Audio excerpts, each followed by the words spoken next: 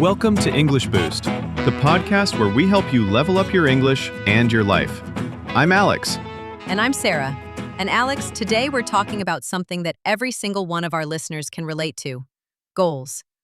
We all have big, beautiful dreams for our English, our careers, our lives. But then, real life happens. You get busy, you get tired, you lose motivation, and that big, beautiful goal starts to feel distant, maybe even impossible. Exactly. So how do we bridge that gap? How do we go from the initial burst of excitement to actually sticking with it for the long haul? That's what this hour is all about. We're diving deep into how to stay focused on your goals. This isn't just about motivation, it's about building a system. We'll give you practical, actionable strategies you can use today to build unshakable focus and finally make your goals a reality. So, whether your goal is to achieve English fluency, get a promotion, or run a marathon, this episode is for you. Let's boost your focus. Sarah, the first problem many of us have is that our goals are too vague. I want to be fluent in English is a wonderful dream, but it's not a clear target. It's like getting in a car and saying, I want to go somewhere nice, without a map. Haha, that's so true. So, our first step is to create a blueprint. Actionable strategy number 1. Make your goals SMART. This is a classic framework because it works. Specific. Exactly what do you want to achieve? Not be fluent, but have a 15-minute conversation with a native speaker without switching to my language. Measurable. How will you track progress? Learn 10 new vocabulary words each week. Achievable. Is it realistic? Don't say, become fluent in a month. Maybe, complete 1 full English level in 6 months. Relevant. Does it truly matter to you? Why is this goal important for your life? Time-bound. What is your deadline? I will take the B2 English exam by December 1st. Let's make it even more powerful. Actionable strategy number 2. Find your deep why. The what is your goal, but the why is your fuel. Let's do a quick exercise. If your goal is to get a promotion, ask yourself, why? Why number 1? To earn more money. Why number 2? To provide a better life for my family. Why number 3? To feel secure and proud of my career. See that? Getting a promotion is now connected to providing for my family. On a day you feel like giving up, you won't just be thinking about the extra work. You'll be thinking about your family's future.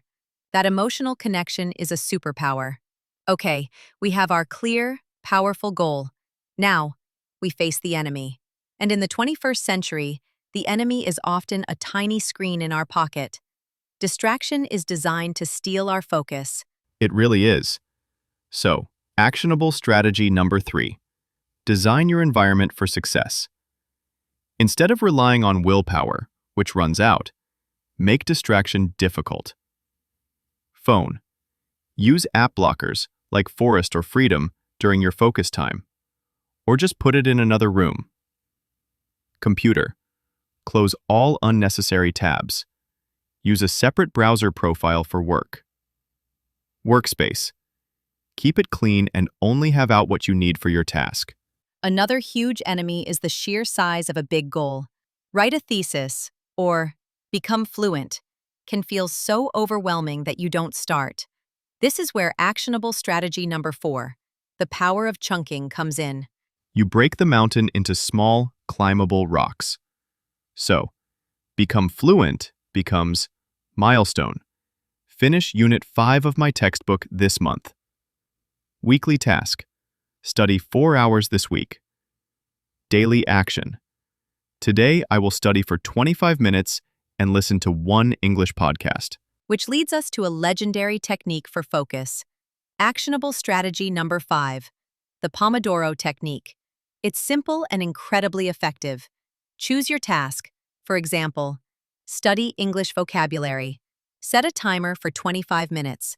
Work only on that task until the timer rings. Take a short 5-minute break. After 4 sessions, take a longer 15 to 30-minute break. This works because it tells your brain, You only have to focus for a short time. It makes starting much, much easier. We've been looking at your questions on social media, and let's answer a couple right now. Our first question is from Luca in Italy. He asks, I start with motivation, but after a few weeks I lose it. How can I stay motivated for the long term? Luca, that is so normal. Motivation is a feeling, and feelings come and go. The key is to build systems and habits that keep you moving forward even when you don't feel like it. Use the Pomodoro technique and chunking to make the action itself so small that you don't need a huge burst of motivation to start. And remember to celebrate small wins. Finished a 25-minute study session? Ticked off a task? Give yourself a mental high five. This releases dopamine and trains your brain to enjoy the process. Next question from May in Taiwan. How do I get back on track after I've completely fallen off? I feel so guilty and discouraged. May, thank you for your honesty. The number one rule is, be kind to yourself. Everyone falls off track. The goal isn't perfection, it's consistency. Guilt keeps you stuck, so just take the very next small step. Don't try to fix everything at once. Just do one thing, one 25-minute session, one review of your goals. That's enough to rebuild momentum. Alex, staying focused isn't a one-time event. It's a marathon, not a sprint. So how do we build the resilience to keep going? A powerful method is actionable strategy number 6, the weekly review. Once a week, take 20 minutes to look back. What went well this week? What was challenging? Did I move closer to my goal? What is my number one priority for next week? This is so important. It keeps you from drifting off course for months at a time. It's your chance to course correct. Another key to long-term focus is managing your energy, not just your time. Absolutely. Actionable strategy number 7, schedule recovery. You are not a machine. If you try to work nonstop, you will burn out. Schedule breaks, hobbies, time with friends, and sleep. This isn't a distraction from your goal. It's what fuels you to achieve it. And finally, find a community. Tell a friend about your goal. Join our English Boost community online, or find a study partner. When you feel accountable to others, it's much harder to quit. Sarah, when it all comes down to it, achieving a big goal is just a series of small, focused choices, made consistently over time. That's the secret. It's not about being perfect. It's about being persistent.